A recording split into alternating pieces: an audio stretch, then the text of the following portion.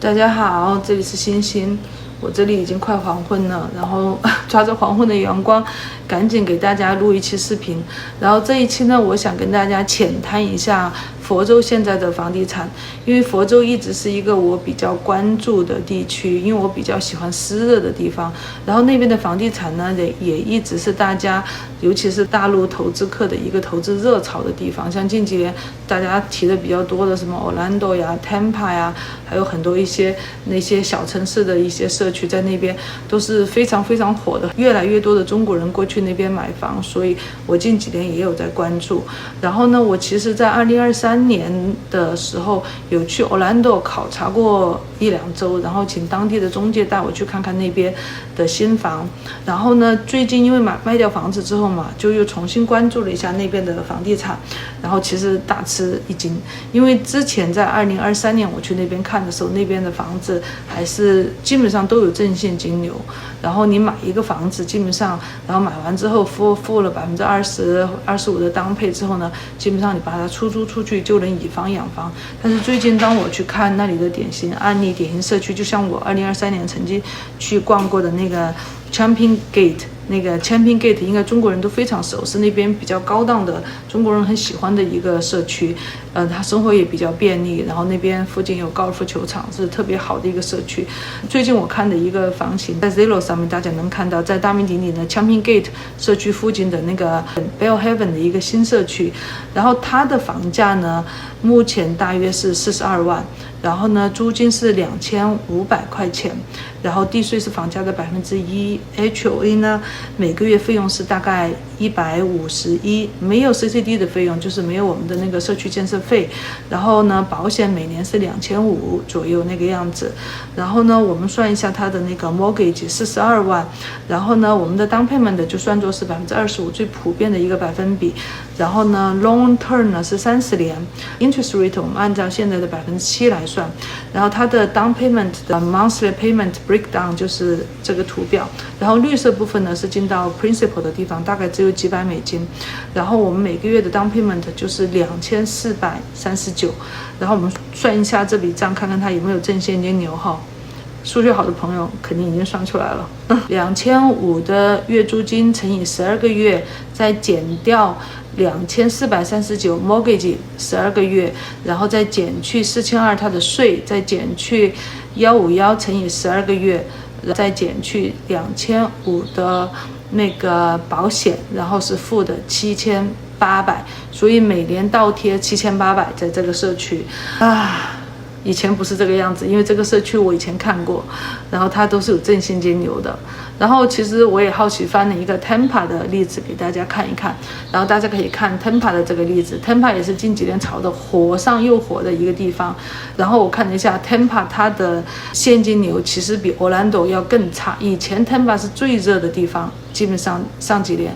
然后你看一下，我也找了一个典型的案例，它是在那个 Tampa 的例子，就是在非常有名的那个 Epsom Lagoon 的社区，房价大约也是42万那个样子，租金呢是差不多2590一个月，然后呢地税呢是房价的2%，比那个 Orlando 会稍微高个1%，HOA 呢每个月的费用是大约250那个样子，保险每年呢是大约2500左右，然后呢它的 mortgage 每个月呢是一样的，因为我们的基础费用那个 house price 都是42万，我们算25%的down pay，long term 呢是30年，然后呢 interest rate 是7%，那么算下来呢，它还是2439一个月。然后我们来算一下它的现金流，它的现金流是2590，我列在这里，大家可以看得清楚一点，2590乘以12个月，然后呢减去它的12个月的mortgage 2439乘以12，再减去8400的年税，再减去250乘以12，它的 HOA， 再减去2500是它的那个保险，那么付的是11980，就是稍微比 Orlando 还要更差一点，它的负现金流。所以我当时看到这个倒抽一口凉气，我的天哪，我的佛罗里达的投资梦就这么破碎了吗？因为你看以前都是那么投资热门、大名鼎鼎的火热的社区，现在全成了负现金流。就最近我在看，然后甚至于它一年要倒贴差不多42万的房价，要基本上倒贴接近1万，就差不多1万上下一年。对，然后而且我们这个估算还是没有考虑出租房的空置期和那个维修费用的，因为这些毕竟算是新房或者次新房，它基本上前几年没有什么维修费用，所以没有考虑那个出租房的空置期和维修费用。然后这么一个估算下来，像这样42万的一个投资房，在那边基本上每年你要倒贴1万美金那个样子，我当时要哭了。当时本来还想考虑去佛州看看的，但现在如果照这么看的话，自住先不提，作为投资来说，已经并不是一个好的投资地了。然后，但是我也仍然把它跟我们南加州，就是上一期视频中我提到的Chino的一个典型案例做了一个比较，看看大家比较一下它跟南加州投资差别有多大。然后Chino的这个例子，我在上一期视频里面也已经提到过，有想关注的朋友可以去看一看。然后这个Chino的这个房子呢，就是在我买的那个社区非常有名的 Voyage， 然后它那边的社区都是挑高客厅的，然后这边的房型像这种2层挑高客厅的不多。Voyage 呢，它有3个户型，然后我买的是户型2，然后呢这个我举的这个典型案例是户型3，是最热门的一个户型，然后买的人比较多，因为它的房子大概是2000多尺，然后它会最大。然后它现在在市面上的房价呢，大家看得到大约是80到82万那个样子，然后它现在在市面上的租金呢是3600块钱，然后地税呢加上 Melrose 呢是房价的2%，跟那个 Tampa 是一样的，然后 HOA 呢跟我是一样的，每个月的费用是208，保险费用呢会比在佛罗里达低一点，因为这边没有飓风的影响，所以就是一年是1400左右。然后我们的那个monthly payment 的 breakdown， 就是那个 mortgage 的 breakdown 呢，我们还是按照那个25%的 down payment 去算的，82万25%的 down payment，30年的 term， 然后7%的 interest rate， 每个月呢就是4698的那个 mortgage， 然后我们也来算一算它的现金流，我就好奇这个数据到底是多少，比较一下心里有数，亏多少。然后这个案例算起来就是3600块钱的月租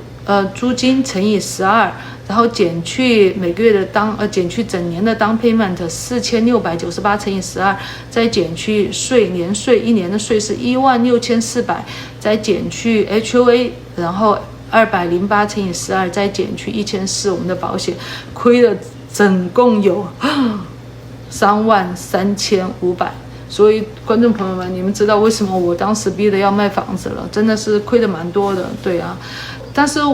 我们其实这一期是讲佛州，你看一看，因为我们Chino举的案例呢是80万的一个房子，佛州我们举的案例呢是40万，大约40万的一个房子。其实我们如果是按照投资总额都是80万的话 ，OK， 要把 Tampa 和 Orlando 的房子都加在一起，其实他们一年也亏的差不多有2万美金。所以说，其实跟南加州已经差不多了。所以你们能看到现在这个美国的房市的一个变化，以前是在南加州一直都没有正现金流 ，OK， 我们都知道，只是说我们希望它有 appreciation， 所以在这边买房的人大部分是自住或者说是看好它的 appreciation， 因为它的房屋的增值空间在南加州是很大的，因为永远南加州是我们这边的就是华人最喜欢的大城市之一，所以说大家会不断的有华人过来买房子，房地产我们都是相信它房价会越来越涨的。但是就在上一期视频我已经提到了，南加州似乎房地产已经开始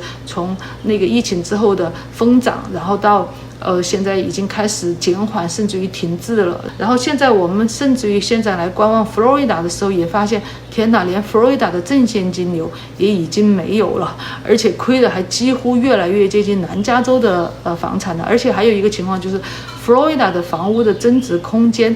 无论如何怎样也不会有南加州那么的好，因为毕竟南加州是一线大城市，然后华人喜欢的生活便利。佛罗里达毕竟生活没有那么便利，而且很多人会担心那边的飓风影响，也有很多人不喜欢那边的湿热的一种气候，夏天比较难过，当然冬天很温暖。我个人是喜欢湿热的，但是大部分人其实在我的朋友中间，我问过，他们都不太喜欢。所以说现在佛罗里达是不是他的投资梦就已经破碎了？所以我是觉得实在是有点令人唏嘘。然后目前我看到好多地方现在的房地产都已经开始降温，或者说是冷下来。目前还能看到有正现金流的，仿佛就以前的这些热门的城市，像德州啊、佛州啊、凤凰城，还三角地带，像这些好像仿佛他们的正现金流或者投资神话都已经开始慢慢的消失崩溃，好像现在的现金流都开始显得越来越差。但是我发现这好像是房地产的一个正常的趋势，似乎房地产过热的一个地方发展一段时间，因为各种成本的上升，然后所以说都会使得它的现金流受损，然后呢不再拥有正现金流，所以说就跟南加州是一样的，慢慢发展都是一个这样的趋势。现在我曾经关注过的地方看来，目前我看到还有正现金流的，似乎就是摩滩了，就是 Myrtle Beach， 它是一个比较小众的地方。但是对于那个东岸的人肯定很熟悉，他们是东岸人、纽约人的后花园，然后那边是一个非常美丽的旅游胜地，所以很多人在那边去旅行。然后那是一个小城市，但在那边的房子还是仍然有正现金流的。这个关于摩滩 Myrtle Beach， 我可以专门拿一期去谈一谈。好了，观众朋友们，然后这一期呢，我就根据自身的体验和